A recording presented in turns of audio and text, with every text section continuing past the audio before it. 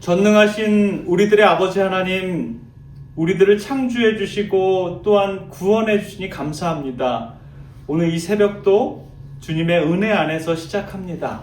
온종일 저희들과 함께 동행해 주시고 주님을 마음에 모심으로 우리들의 삶이 더욱더 기쁘고 충만할 수 있도록 주님 축복해 주시옵소서.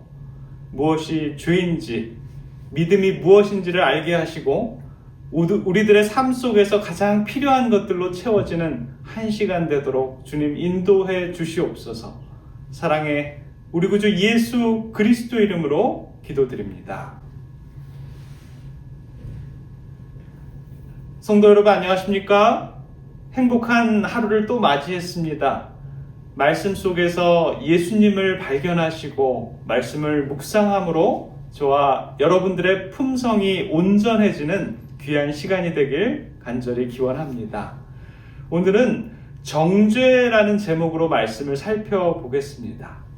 오늘 말씀을 통해서 죄가 무엇이고 또 성경은 무엇이 죄이고 또 어떤 것이 죄를 통해서 정죄를 받고 심판을 받는 것임을 우리가 좀 살펴보겠습니다.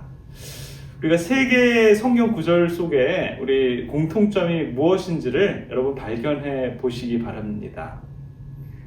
요한복음 3장 36절에 보면 아들을 믿는 자는 영생이 있고 아들을 순종치 아니하는 자는 영생을 보지 못하고 도리어 하나님의 진노가 그 위에 머물러 있느니라.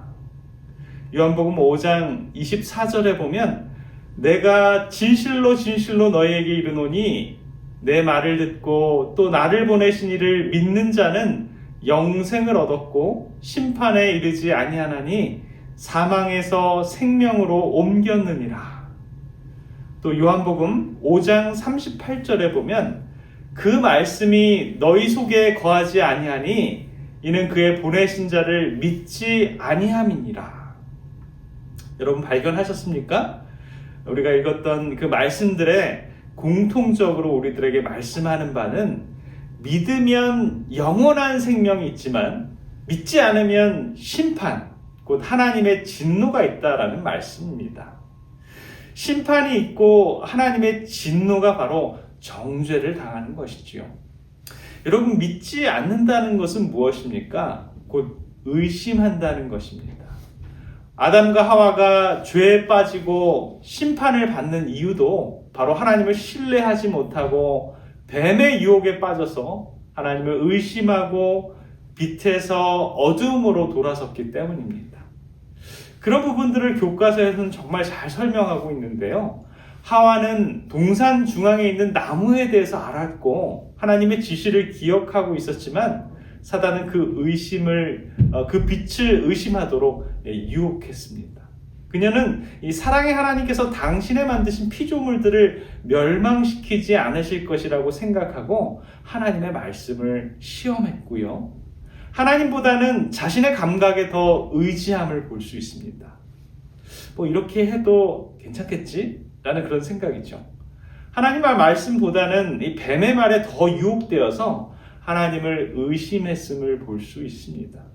결과적으로 하나님을 의심하고 그분의 말씀을 시험하고 본인 자신을 의지하고 사단의 영향력을 받았을 때 죄에 빠지게 됨을 보게 되는 것입니다. 그러나 침례를 받으시고 공생의 시작 직전에 이 40일간의 광야에서 시험을 받으셨던 예수님은 어떻게 그 시험을 견디셨을까요? 독일이 떡이 되게 하라. 성전 꼭대기에서 뛰어내리라.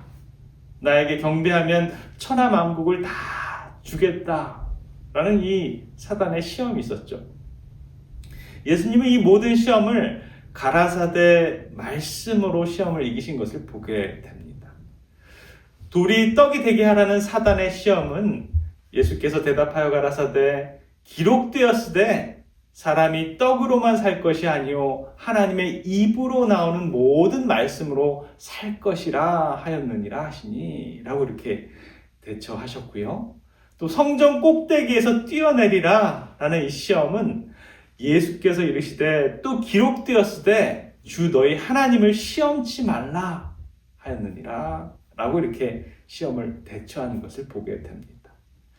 마지막 시험은 나에게 경배하면 천하만국을 다 주겠다라는 이 사단의 시험을 예수님께서는 마태복음 4장 10절에 이에 예수께서 말씀하시되 사단아 물러가라 기록되었을 때 주 너의 하나님께 경배하고 다만 그를 섬기라 하였느니라 라고 이렇게 가라사대 기록되었느니라 라고 말씀하시면서 예수님이 사단을 이기시는 방법을 이 땅의 사고방식이 아닌 하늘의 것을 기준으로 삼으시고 행동했음을 우리는 보게 됩니다.